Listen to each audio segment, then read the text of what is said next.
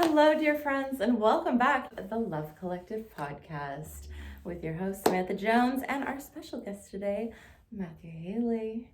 Hello, Matthew. Good to see you. Excellent. How are things? Fantastic. How about you? That's your podcast. I should ask the questions. Yeah, my bad.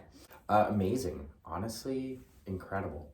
Figured some shit out, found some shit. It's been a ride, and on the other side, just going, oh, it is that easy. It's actually very complicated, yet all simple, all at the same time. Everything. It's just like everything is an expansion and a continuation of itself onto itself, and just letting go to almost a planned process, if you will, has brought peace. Yeah. That's right. good. Like, don't you often wonder, like, okay, if we didn't have to work and we could just like, okay, today I'm gonna tone in and just like, where should I go today? What street should I go to? Who should I have lunch with? Like, what's gonna bring me the most miracles? How am I gonna give back to the collective today instead of how am I gonna earn my way of living? Yeah. A whole complete paradigm shift on just where we come from. The exact same things, all the same stuff happening, but where we're coming from and how we're doing it, and honoring the hard stuff, the stuff no one wants to do, and the people that step up in desire to do this out of, I want to give, I want to provide. I really like that one. I think about that a lot. Like, just, okay, well, today I'm meant to just like take a beat and catch up and just like, okay, tighten everything up and like make sure your house is clean, make sure you have plans. Like, especially now that I'm trying to like push the channels, like, okay, plan those videos, and like also plan your life. Plan your life. And plan a certain level of planet not going to plan. Yeah. Get as much of that plan out. If you get 10% of that plan, good job. If you get 90% of that plan, good job. Mm-hmm. It doesn't matter the percentage, but did you make a plan and move towards completing it? Then you have done well. You have expanded. It might not show up, though. We don't know the way our energy is going to come through. Just like Reiki, sometimes we don't know how it's going to actually pull. We might think the healing needs to be in one place, but it's actually in another. So, like, acceptance. There's, if anything, the plant medicine path, that's the fundamental be all and end all behind everything we bring back is acceptance. I would love to talk more about Reiki since we've been training a little bit together. That's been really fun. And how does that all tie into spirituality? Like, it seems like just yesterday, like, we took our first class, and like it's almost hard to remember, like, wait, how did this all get started? Now I'm a Reiki practitioner. Like, how are you finding it all? A lot daunting, actually a little daunting, because it feels like answering a calling. And when I say answering a calling, it's not something I wanted initially. It's not something I pushed for. It was something like, oh, okay, fine, I'll help people. Fine, I'll heal myself. Fine, I'll actually understand what healing myself means. Fine, I'll actually do it. Fine, I'll heal myself. Fine, I'm tired. Oh, I'm making myself tired. Oh, what? Oh, let go. Accept. How do you think the collective's doing at this time with all the energies afoot? Horrible. And I think that's needed. Yep. I think the collective is breaking through. It's breaking down, which going into a lot more of the expanded astrology, I know little bits kind of starting to dabble into. So Pluto has been in Capricorn and is shifting into Aquarius, but retrograding back to Capricorn. And a lot of that notes to the structures, the overall governance of everything, and how it's being hyper analyzed, and wisdom is picking everything apart. Well, when Pluto went into Capricorn initially in 2008, the financial collapse was almost like in sync. So then we have this cascade of breaking down of paradigms and structures and the way we handle, and the world is crap, which is completely in line for the shift into Aquarius, the new, the birth, the beginning of the astrological sign. So I think the collective is exactly where it needs to be. It needs to buckle up. Yeah. Because we're about to rebuild. Oh man, it's almost hard to believe, isn't it?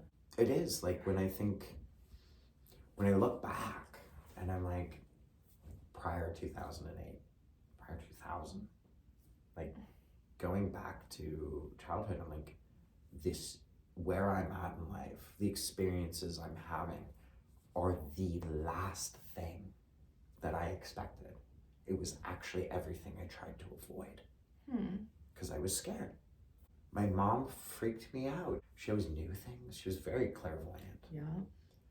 And crystals and all of this, yet crosses next to it. Like, I remember later in life, she had this shrine that had Sikh symbols and the Star of David and a cross and crystals and bits and pieces of all this spirituality. The thing freaked me the hell out because as an empath, I could literally feel it.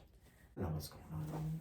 How old were you then? That shrine was, I was into my 20s and then moved into Toronto at this point. Okay. All through my life, Mom just knew to give warnings. She would always be channeling. She would always know. Wow. And it freaked me out. And then I knew that she was into spirituality and she would talk about her history as a medium and a psychic. And it honestly was scary because at that time, what did we have but hocus pocus and all this kind of stuff that honestly, now that I look back, it didn't feel like it then, but it felt like there was this propaganda to keep us from realizing that there's more, that it actually is real, that when we get open and we're allowed to play with the concepts and thoughts, that there's a lack of control. And so I really feel that when I was young, it didn't allow me to come to it, to explore it, to feel comfortable, so scared to be an individual.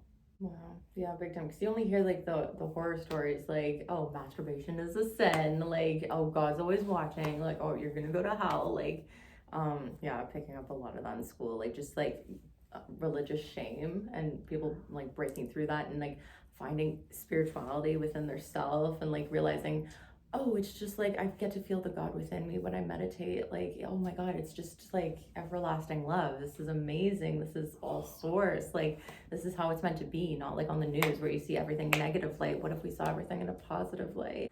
Not teaching children in Sunday school that they're, pardon my language, but pieces of shit, doomed to sin and most likely go to hell. Instead, teaching only the love aspects. Only the growth aspects, the expansion, more or less just reinforcing what these kids already know. Okay, burning question. So what about cloning? I've been thinking about this all week. I've been wanting to ask you this all week. Like, cloning. Yeah, is it like pushing the envelope a little bit, hey? Well, I mean, okay, so cloning, AI is its own thing. I'm just gonna jump out of the way because I'm going to draw from some of that. There's so many theories out there, but cloning.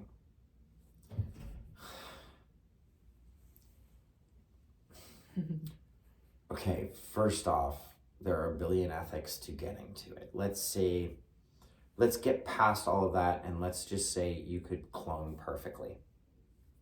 So it's unethical. We should never work to get to that point, but let's say we did.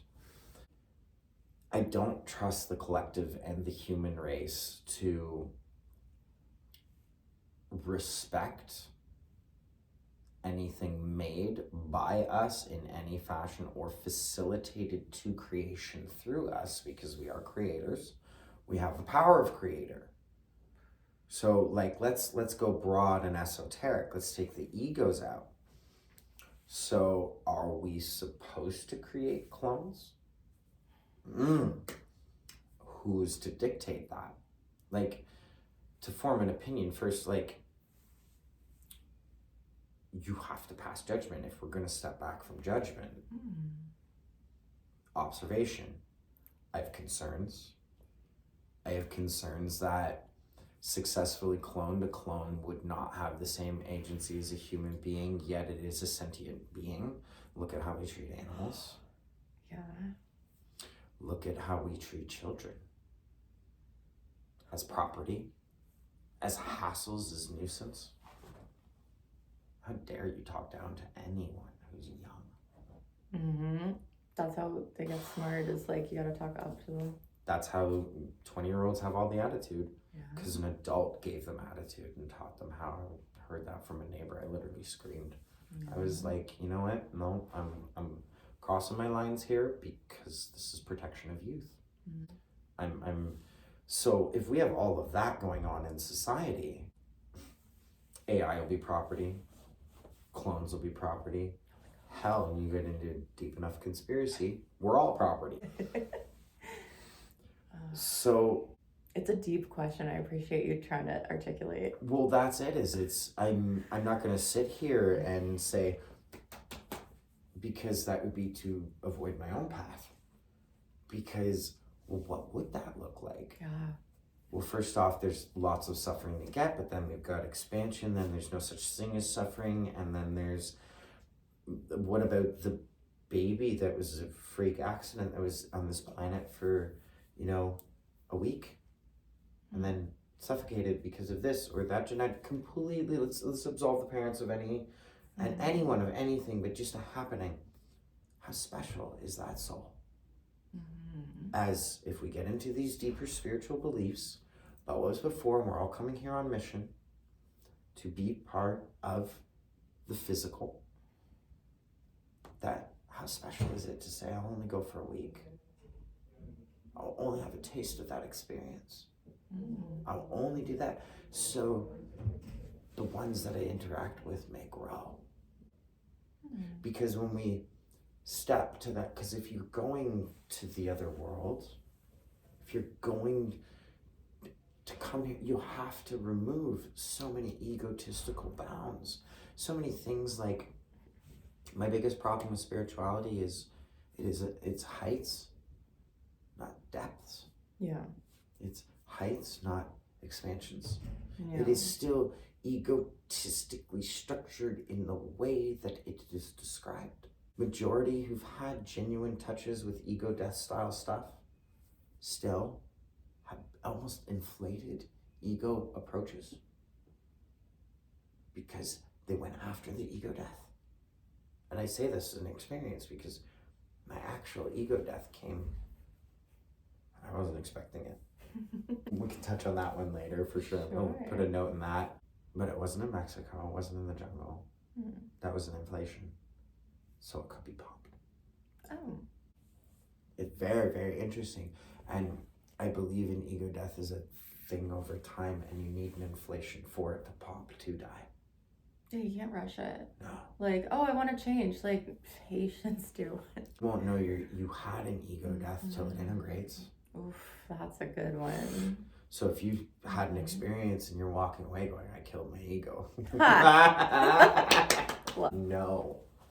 But once you do that, you can start to actually look at a question like this, which is things that we have to do, like cloning. I love, that's the edge of ethics. I like how you describe it like that. The edge The of ethics. edge. It's hard to say right or wrong. Because we can't fully determine, because that is to pass final judgment. That is to do away with suffering. And so, again, do I think personally, if I'm to enter that very human space of what do I think? No, I don't think it's a good idea. No, I don't like it. I'm on the same page. Do not like it. I think it's playing God to the absolute. Yeah. It is fully stepping into the position of creator. Yeah. Without being ready to take that on. Because what if we produce something that is 10 times more biologically advanced? What if through the cloning process, the clones have telepathy. What if something happens where now we've got an X-Men situation and we're not ready to teach them ethics to handle power like that? What if we unlock further power of creator through our creation? It won't be ours, and we will not be egotistically ready to handle that. We will try to kill it. We will try to control it. I would never do such a thing, but I have enough respect that I'm part of a collective that would. Mm-hmm. Not my choice. Still responsible. Have very little I can do directly in a single decision. Still responsible. What about stem cells then? Like, oh, it's made in a lab. Don't worry. It's great on your face. I mean, the problem with things made in a lab, the problem with all of that is we can't trust it, because there are a lot of things made in a lab that are sideways. Stem cells, the ethics beginning behind that were a lot of harvesting from aborted fetuses, a lot of ethically gray stuff. So again, when we get there, is there a benefit? Is there a result? Is there a patent looming in the background? Oh my goodness. Like, all this medical research, yes. Okay, great, stem cells. Let's just go, let's throw ethics out the window for a second. And I mean that because if you want to play with a thought and a concept,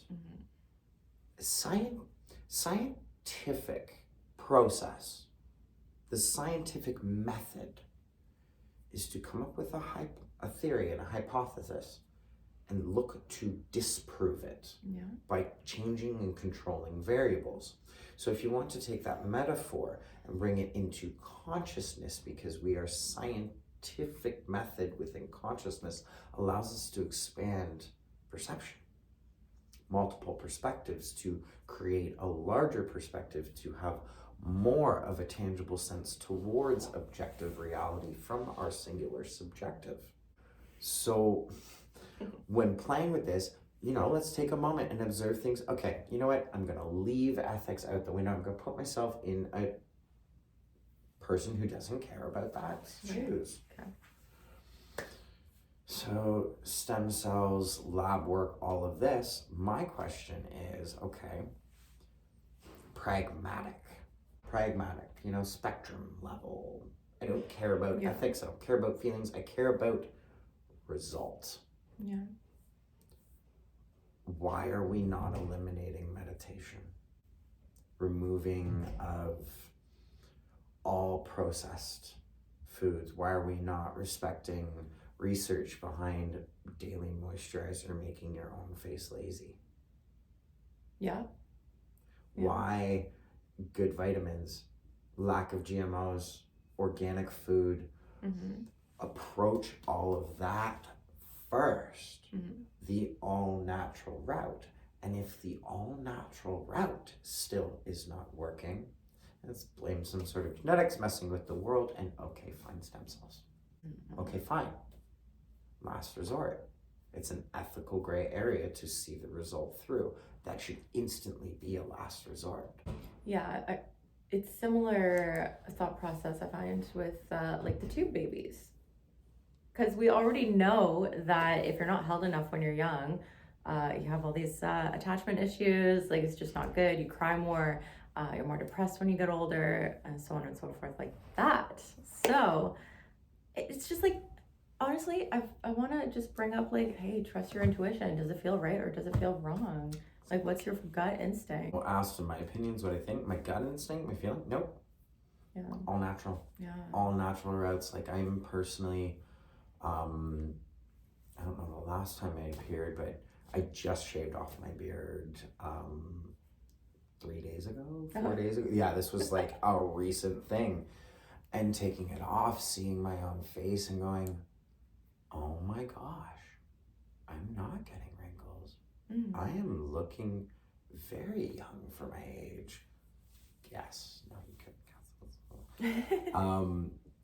But being 37 and looking people in the face and going, 24. Yeah, And that's they're like, fun. oh, cool. Yeah. I got carded at the LCBO the other day. And I'm like, I do minor red light therapies and collagen treatments and boosting, which is a lot of natural science just by light exposure with no drawbacks. I have removed processed food probably down to maybe about 15% of my intake is processed. I'm very fortunate. I work at a restaurant that makes everything from scratch.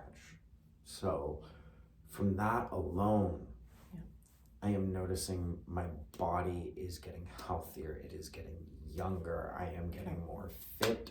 I am quitting smoking. The reason I mention that, the worst thing I ever did, but somehow I'm still able to drop and do a 5K in less than a half hour. That's marathon, not like top of marathon, but this bottom end of marathon. How?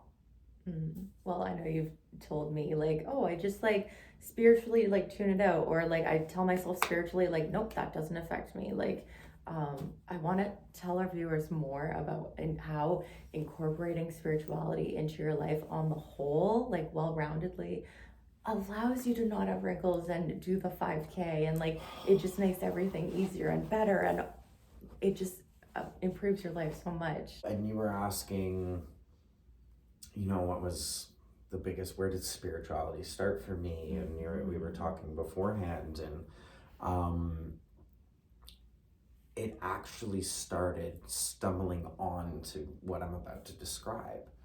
Spirituality found me. I was literally running from it, trying to avoid it, and somehow, that's how law of attraction works.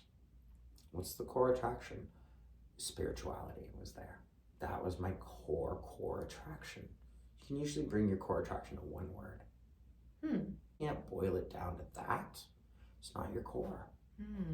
It's dancing around the core. Maybe it's an expansion of the core, like depending on what, but you know, it was spirituality was my focus, or lack thereof is still a focus of spirituality.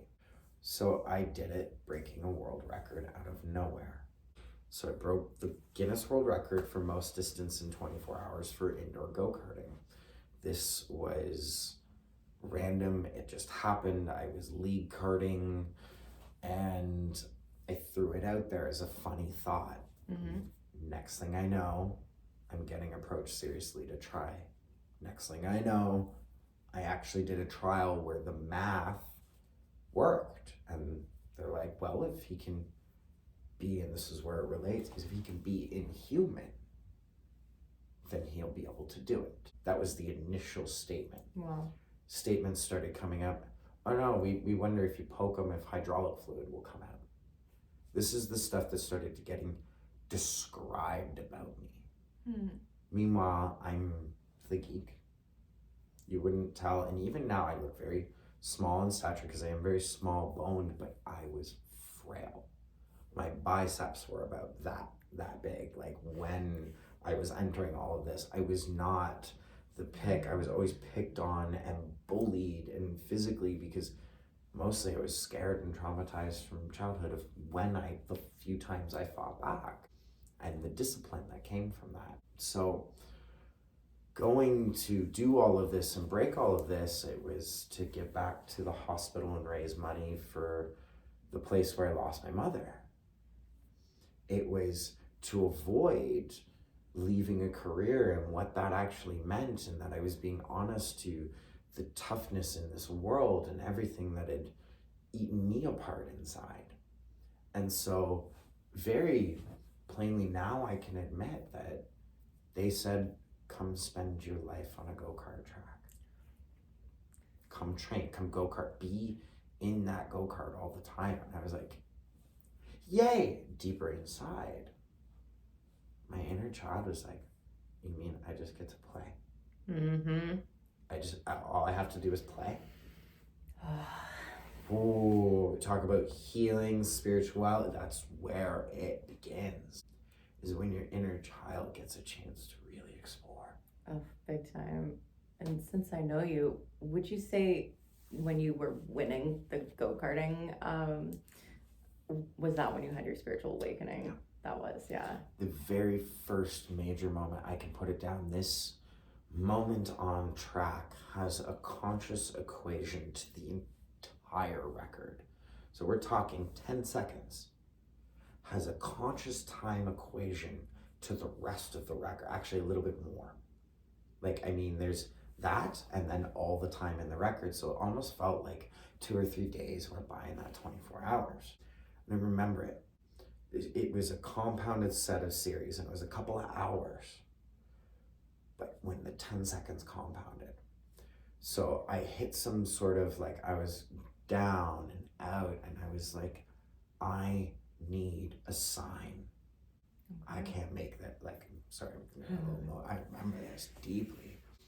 I can't do this. I gave up inside. I need a sign. I need something, because it was into the AM. Almost no one was there. All the support people, the cameras, all the cool shit trackside had completely died down. And there were the few people there just to watch. Keep it going till everything started picking back up. Okay. And I remember, I'm like, I can't do this. I know everyone's counting on me, and I was so far into it. A little over 6 hours left in this 24-hour push, so I'm way past halfway. Body's shutting down. I'm giving up internally. I was like, I need a sign. So come around and the air from the back door, because they've opened it up and it comes through and I'm driving it. I was like, I know that smell. It's 4 a.m. I smelt the time. Very odd, very sacral, back to the old ways. And I was like, I went for another lap and I smelt it again, and it bothered me so much that I pulled to the side of the track. People were like, you were nuts, you were like possessed. And just, what time is it? Freaking out, like, I need to, they all start scrambling for a watch, and I'm like, 4 a.m. And my buddy Neil goes, holy shit, how'd you know that? And I'm like, I smelt it. Let's do this. Grabbed the wheel, hit the gas, and just a new determination started pushing through all my childhood traumas. Everything started pouring out, everything. Tears, all of this. Things were breaking down. Legs started failing. I'm like, again, I've already had that give up moment. I found myself, and then my body started failing. So I hadn't physically failed yet. Now my hand cramps. I can't even grab the steering wheel with this one. Okay, now we're going. Okay, the hand comes back, and then my leg gave out. And my gas pedal leg, because in go-kart, you're 2 pedals and actually moving. So there's no, use this little foot over that foot. It's 1 foot for each pedal. There's a steering column in the way. So my gas pedal's done.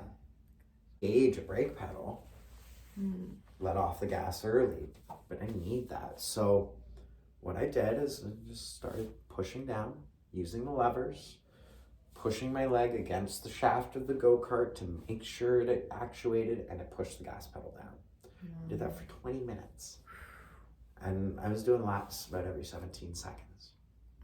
So you can imagine all the turns, and I'm letting off to take the turn, and going back in, and this is now, but that's what that kind of, when you get a sign. Yeah. When you get a sign, it takes you further than all of a sudden you accept everything. Determination is your goal, because you like, I'm trying, I'm doing this, I'm getting superhuman senses, I'm going through all this. And then I remember coming around the carousel. Now we're pushing something like 6 a.m.-ish, and the sun's starting to rise. And I can see it in the ceiling. I can just see the sunlight. And there's another face, and that person's popping up. And it came around the carousel and I just saw it. And this is where that 10 seconds, just, it was like instant slow motion, like literally like a movie, just, and I watched the sunlight come across the straightaway and we literally met in the middle. Yeah. Like at the same distance, at the same pace, at the same speed. It was like meeting God. Ooh. Like literally, and I just remember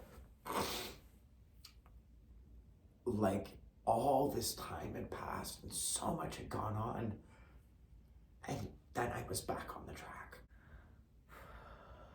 So like, again, it's only the best, and it doesn't even do it justice, is like a movie. And that's where I went, there's more to this fucking world. I was like, okay. And then a long path and years of denying and back and forth. And like, I'd start telling friends, they're like, there's a story like that in the Bible. A friend was telling me, I'm like, I was protesting and this and having trouble, and I'm screaming out and I'm complaining. And she's like, yeah, that's like what Jesus did. I'm like, stop it. But the reality is, again, remember, very first as we started talking, everything is an expansion onto itself. So these experiences, these metaphors are going to be tieable. Do you have the ego strength to see that you are experiencing similar things, but not that person? That's a fun one. I don't know which part I like more, the pushing through when you don't think you can anymore, because that's what the athletes have to do, right? Like you have to push past to get to that minute percentage, or just that overtaking of there's something bigger here. And that's the two of those together are what, and this is what I say, like when this experiences are so profound that they will permanently change your life, they won't do it right away. Yeah. It's looking back and unlocking these pieces and these experiences, because when I got off that track, where's my bed? Wait, I hurt. I didn't feel superhuman. I felt broken. Oh, did I feel broken for a while after that? Because instantly, for weeks, I'm going into coffee shops and I can't buy coffees. Because people recognize me from the news. Oh. It was, we had CBC National, City TV, Steve Anthony, who started the Live Eye and the segments with CP24, I was his last segment. Like, there was so much media and news coverage. And then we went out to celebrate for dinner after, a couple of days later when I could pretend to eat. Oh my God. Wow. This poor server, just side note, fun shit. Poor server, I'm like, do you have anything that I don't need my hands for? Because they're not working. And the look on their face was priceless.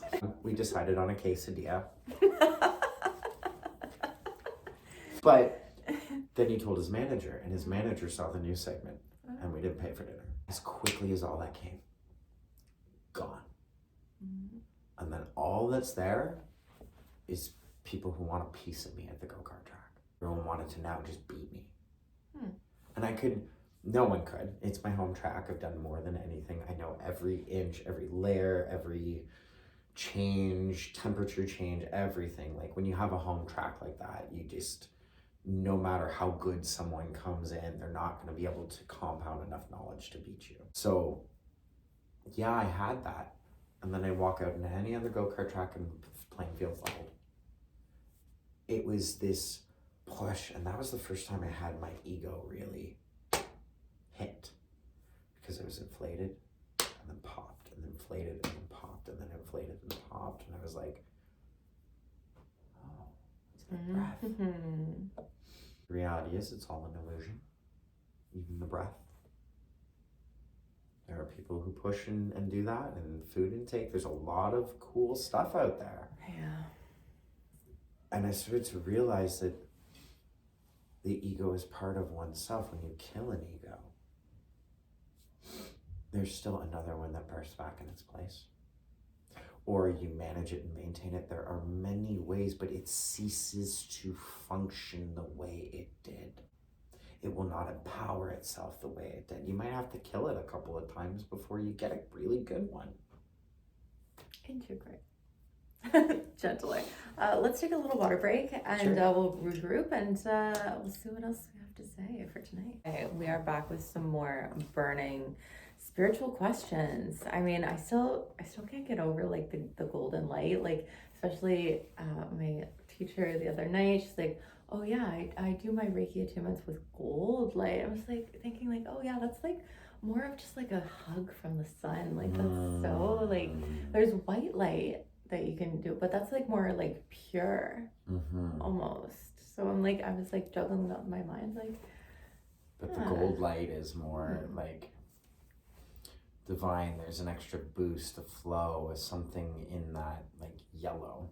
Yeah. It's very sacral, very more universal almost. Yeah. Like the power of the sun. The sun is not complete white light, it's colored. Yeah. Is that where all the souls exist?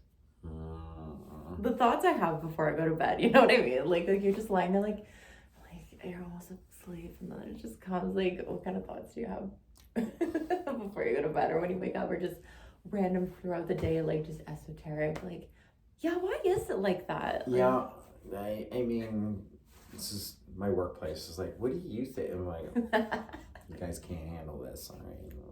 How did it all start? What's it interconnected? Why is everyone making the decisions that they make? Like, honestly, I think some of my biggest questions happen right before I fall asleep. Yeah.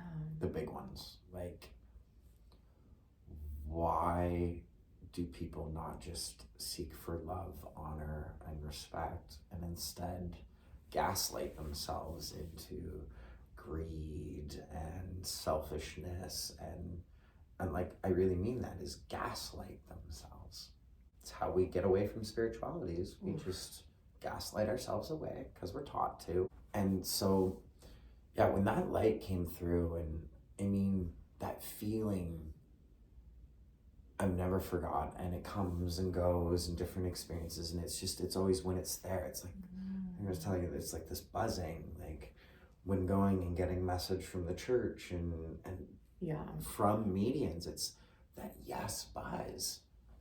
It was just like extra supreme and channeled, and so it led to this breaking of the mind and all paradigms, all of it. Like, do I even know anything?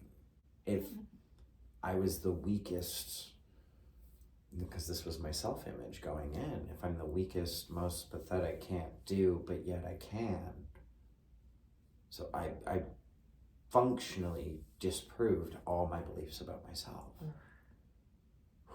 Powerful plays will break you if you don't realize that's what you've done. Because now your subconscious has such a tangibility to disprove what it believes, but you're not doing this consciously. It's important to be so, and in healing journeys, and I don't think spirituality teaches this enough, self-awareness, the ability to look at oneself, to observing. So it's one thing to observe oneself, but then are you observing how you make those observations? Now there's your core. How you're observing your observations is going to be, am I judging? Am I accepting? What's the fashion? What's the energy behind the way I observe? And that's, again, coming back full circle to make these observations on the other side. It started leading to, you know what, maybe there's more into this mushroom stuff. Maybe there is more into spirituality, and I found Gaia. So I started watching Gaia. I started watching Psychedelica. And that was my very first instance into actually, you know, a spiritual path. Well, yeah, you identify as a shaman. I don't know if we've covered that on this channel before. I think we've touched on it here and there, but What does that even mean? Like, I didn't know for the longest time. Okay, side note, if anyone else knows, I'm gonna make it up as I go. I don't know. What does it mean? I mean, to be a called healer, I think is the best way I can say it. My personal description is to be a called healer. To have things outside of yourself, to have a path laid in front that if you choose any other path, it doesn't come through. Often, and this was interesting because I was watching an episode of Psychedelica, and it's, I think, in the first season, a couple of episodes in, on Shaman, and they touch on what the shaman is, but instead of looking at all the ways that a shaman practices or what it is, they looked at the characteristics of the human being. What shaman's characteristics commonly are seen around the world. And it came down to someone that everyone always comes to. Someone that people seek out, often for advice of many different fashions, anywhere from physical to mind. Healing in its broadest aspect.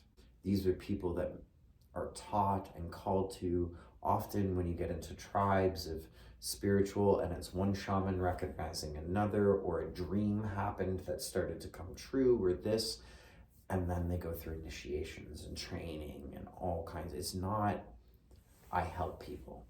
To be a shaman is, and this has been a hard lesson to fully accept the title, is it's a way of life. It's, you practice what you preach first before you preach it. Yeah. You have the modalities in which you use to heal. You have experienced and done healing with, often with oneself. Shaman often are those that have experienced major trauma. I would love to kind of just wrap up with like touching on integration. Like, do you have a simple example of like how to observe the observer? Like, say someone's getting off being an alcoholic, like just to catch themselves like in those thought patterns and like, oh, I don't do that anymore. Oh, I'm a better person now. Like, how would you even begin? Acceptance. Yeah. And again, from these plant medicines, from all of that, acceptance is the first path. You must accept yourself, your behavior, and what you're doing. And so I'd even say it starts with, you know what? I'm going to drink. Even though I don't want to. Even though I want to stop all of this. I'm going to consciously drink today. I'm not going to avoid it and dance around it. I'm going to accept that I'm an alcoholic today. Yep. So drink with that knowledge. Drink with acceptance of why you're drinking. Teal Swan, you've come across her? Not sure, I don't think so. Anyone, check out Teal Swan. Amazing into trauma and self-observation. Very, very spiritual, but from a good psychology standpoint. And Teal Swan will say, it's like, and I'll back 100%. There's one way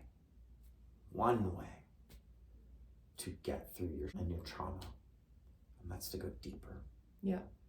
That's the only way. Yeah. Because you're going to move through, you're going to process, you're going to accept, and you're going to stop running, which is what keeps us in that cycle of trauma. So if you sit down and have that drink consciously, it's not going to happen right away.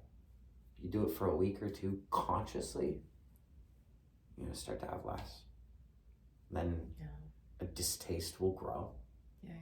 Then you're going to be asking yourself, why am I doing this? Not, why am I doing this? Playing your own victim currency, your own little emotional gaslight on yourself.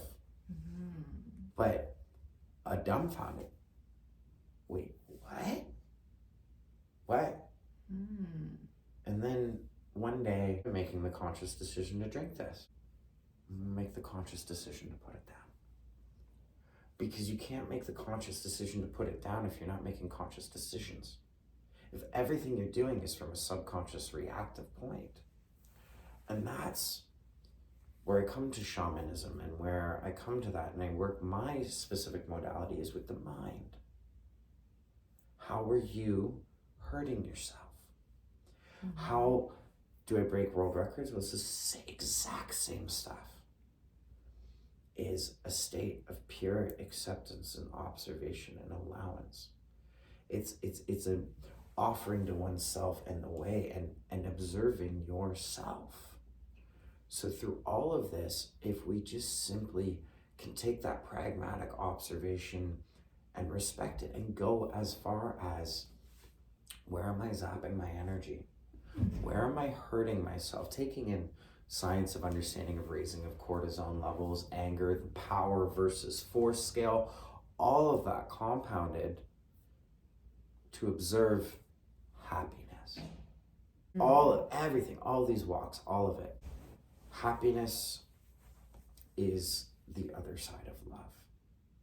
Love is respect in a very accepting nature with the lack of judgment. It still can observe. You can still look at the crap with love. You can still look at someone's bad behavior with love. You can still look at these things. That's how we create boundaries and distance and actually hold to them, because we've done it with love and respect. But there are two ways people try to create happiness. Two fundamental ways, no other way. Either to attain and build outside of oneself, or to put it inside with perspective. But somewhere, anyone who's doing these practices usually ends up depressed. It doesn't hold, it doesn't stick. It's not indefinite, it's not everlasting. The joy of God, if you will, the ultimate peace of source. So where, what, how? Well, when human beings are in this state, utter joy, real joy. It's often children playing, humans dancing, all kinds of these different joy states. What's the common conscious denominator? Surrender. Let's go even before that, almost. Similar. There is no focus on negativity. Oh, no. To create the perspective, we must validate the negativity. Oh, that is a fun one. So we actually have to put a small amount of focus on that. And that's where our focus goes, and now we've given energy. Instead of trying to create happiness, make a point to observe, step back, observe yourself observing, and observe for you observing for negativity, for problems, for things to create microaggressions off of, and practice there. Someone got your coffee wrong. The streetcar didn't stop. Person called you the wrong name, or other things. Any of that, we are on a fundamental level creating unhappiness. We create our unhappiness. You don't create happiness. Happiness is natural. If there's no immediate distress, happiness is the next place.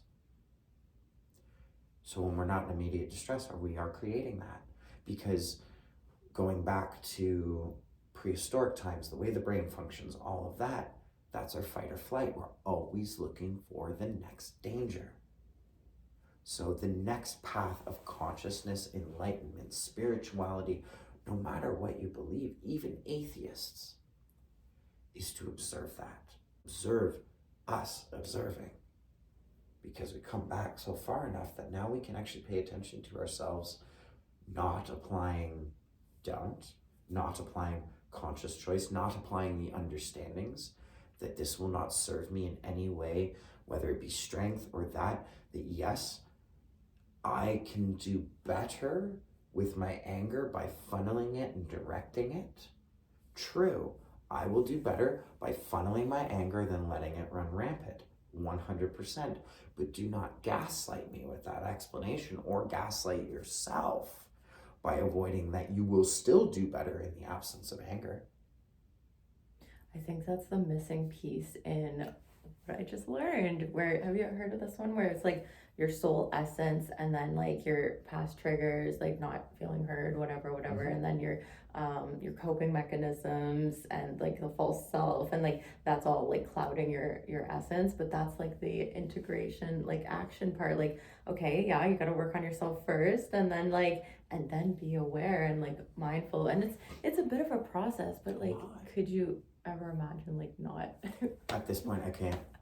I'm actually dumbfounded in a lot of ways at this point that this wasn't, like, it feels natural now. I feel like I'm now growing up for the first time in my life. And growing up does not always look like acting your age. Because I was talking to someone like, you don't act 37. I go, oh, no, I make a point of that.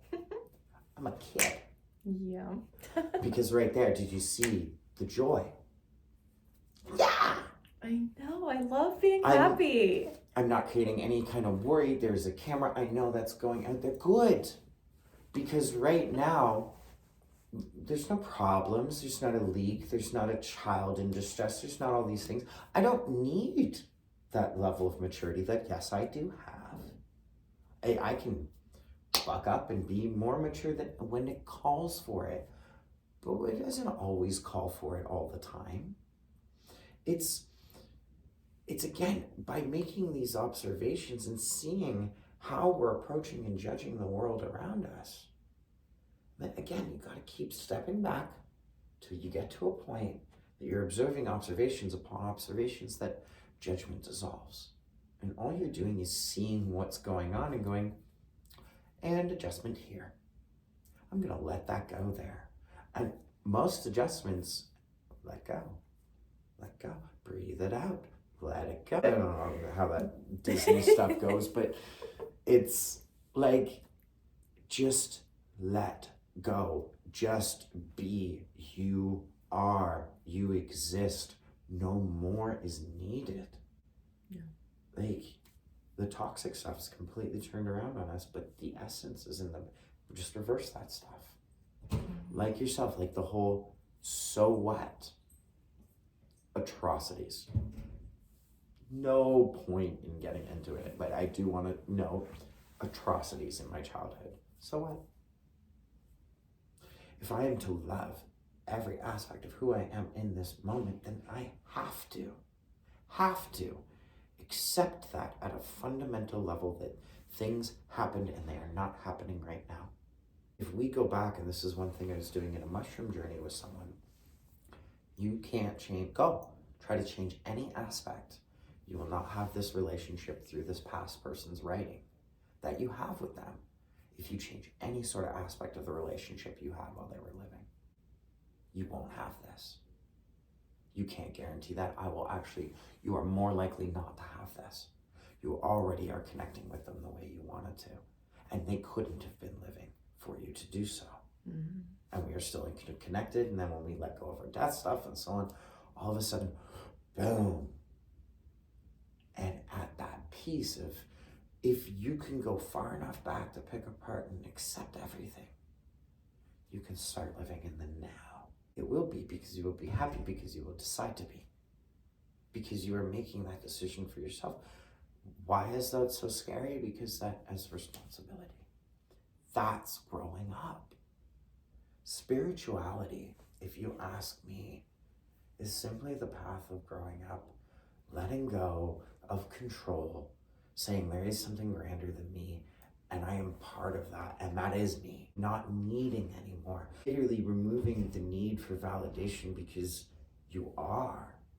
Not removing the need for validation and the small validations because you've consciously worked all these perspectives that you don't need this and you're so enlightened that you don't need any of. Do you know how validating all that self-speech is? The world's not going to validate it that same way. But you want to know what's really validating. You exist.